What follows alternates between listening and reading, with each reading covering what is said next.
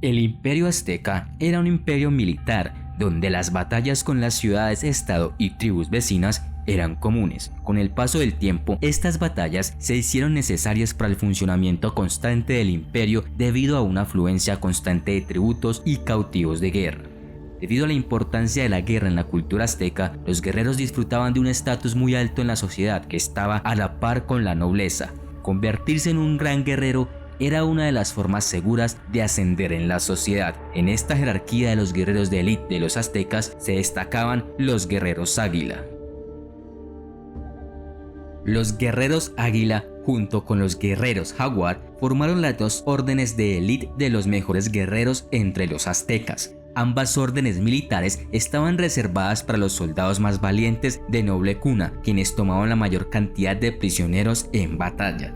Sin embargo, a veces las personas comunes que mostraban agilidad y talento excepcionales en el campo de batalla también eran admitidas en la orden. Los aztecas consideraban que el águila era el símbolo del sol y por lo tanto los guerreros águila eran los soldados del sol. La importancia de los guerreros águila creció constantemente a medida que el imperio se expandía y la mayoría de sus vidas se gastaban en el frente de batalla.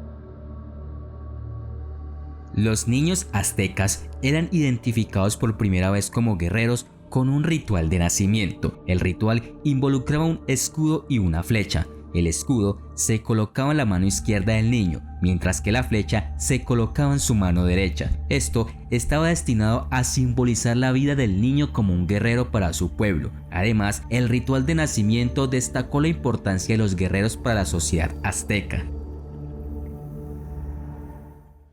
El entrenamiento militar básico era parte de la educación de todos los estudiantes aztecas. Hasta los 14 años, la educación generalmente era supervisada por los padres y las autoridades de Calpulli. Los niños de las clases bajas asistían a las escuelas llamadas Telpochcalí, mientras que los muchachos de la nobleza asistían a escuelas llamadas Camelcac. Las escuelas Telpochcalí se enfocaron en preparar a los niños para la guerra y enseñarles a usar diferentes armas, mientras que las escuelas Camelcac prepararon a los niños nobles para ser líderes en el ejército, entre otras cosas. A la edad de 15 años, los muchachos comenzaban a entrenar con armas y solían acompañar a los guerreros más experimentados a la batalla, pero no participaban en la lucha. Se esperaba que los nuevos miembros de la orden fueran valientes y nobles y lucharan con coraje. Los reclutas que pertenecían a la nobleza también fueron educados en otras disciplinas como la religión, la historia y la política. En cualquier caso, una de las primeras tareas asignadas a los alumnos adolescentes se centró en el trabajo en equipo y como tal implicó invertir su tiempo en reparar y limpiar obras públicas como canales y acueductos. Esta noción de interdependencia social se impartió desde una edad muy temprana en la mayoría de los niños aztecas, lo que en muchos aspectos reforzó su sentido de fraternidad durante las campañas militares reales. Las tareas domésticas fueron acompañadas por simulacros grupales que probaron su fortaleza física y los maestros a menudo recurrían a la intimidación y el abuso directo para sacar lo mejor de sus alumnos. Contrariamente a las ideas populares, la disciplina fue uno de los pilares del ejército azteca, tanto que la embriaguez durante el entrenamiento podría incluso resultar en la pena de muerte. Además, fue durante este tiempo que los niños generalmente buscaban la guía de un guerrero experimentado para actuar como mentor. Finalmente, cuando los niños tenían aproximadamente 20 años, se unían a las filas militares y se convertían en guerreros aztecas.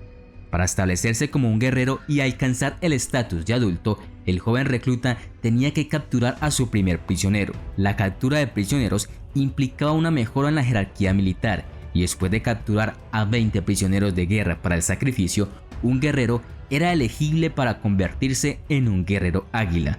La mayoría de los estudiantes elegidos para la orden provenían de la nobleza, pero algunos de los plebeyos con talento excepcional también tuvieron la oportunidad de convertirse en guerreros águila. Después de ser elegidos, su entrenamiento militar se volvía más riguroso bajo la supervisión de guerreros mayores y experimentados. Los guerreros águila aztecas usaron una variedad de armas diferentes. Sus armas incluían arcos, lanzas, dagas y un lanzador llamado Atlat. Una de las armas más importantes a disposición de los guerreros águila fue la espada azteca. Esta cuchilla se hizo colocando obsidiana con madera y su piedra a menudo era más afilada que el acero, aunque perdería su filo muy pronto. También usaron hondas hechas de lana para arrojar piedras de fuego al enemigo. Una gran cantidad de armas aztecas fueron diseñadas para aturdir a los oponentes en lugar de matarlos, para que pudieran ser tomados como cautivos. Las tácticas de los guerreros águila se basaban en una incursión ágil y rápida de manera estratégica a los campamentos enemigos. De esta forma iban en grupos pequeños y separados, ya que su principal función era la de ser espías y mensajeros. Los guerreros águila usaban tipos específicos de ropa y disfraces que los distinguían de los guerreros comunes y representaban el orden al que pertenecían. El componente más importante de su uniforme en el campo de batalla era una coraza ligera y ajustada. El uso de cascos adornados con largas plumas de águila también fue un símbolo de prestigio para los guerreros águila azteca. Otros componentes importantes de la batalla y el traje de los guerreros águila incluían escudos redondos y de colores brillantes, adornados con plumas y rayas de cuero para cubrir las piernas. Con rangos más altos en la jerarquía de las órdenes, el traje del guerrero también se volvía más elaborado. Los guerreros águila disfrutaban de un estatus muy alto en la sociedad azteca y su estatus se consideraba a la par de la nobleza azteca. Además de los guerreros jaguar, los guerreros águila eran la única clase de guerreros que se consideraban guerreros a tiempo completo. El emperador azteca les otorgaba tierras libres de impuestos y los guerreros podían conservar cualquier ganancia obtenida. La tierra fue otorgada de por vida y podría transmitirse como una herencia. Por lo tanto, una vez que la tierra era entregada a un guerrero en particular, se convertía en su propiedad personal, que podría entregar a la próxima generación. Además, los guerreros águila también podían participar en política y tener acceso a alimentos y ropa que normalmente estaba reservada para la élite.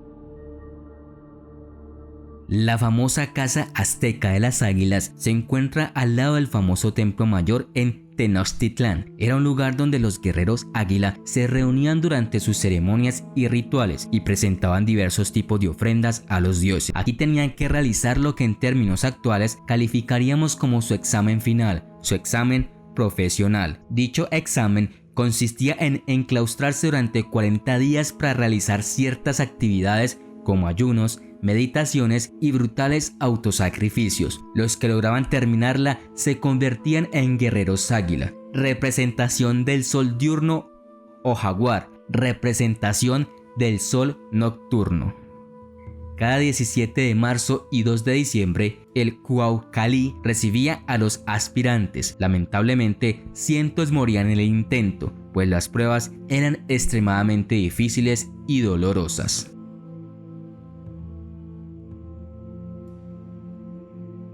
La Casa de las Águilas azteca era un gran complejo que consistía en amplias plataformas con columnas, además de salas de reuniones y patios. La Casa de las Águilas se construyó en 1430 después de Cristo. Después de que se estableciera el Imperio Azteca, se amplió aún más en 1470 durante el reinado del emperador Axayocatl. Finalmente se renovó nuevamente en 1500 con la conquista de Tenochtitlán por los conquistadores españoles. La Casa de las Águilas azteca fue destruida en 1521. La vida de un guerrero era a menudo corta. No sabemos cuán corta, aunque sabemos que la esperanza de vida en el imperio era de alrededor de 37 años. Cuando se corría la voz de que se acercaba una guerra, el hombre tenía que prepararse para dejar a su familia y unirse a las filas. Podía unirse a un pequeño grupo o a un ejército de varios miles. Debían llevar sus provisiones y armas, marcharían entre 19 y 32 kilómetros al día y a veces el área del conflicto estaría bastante lejos.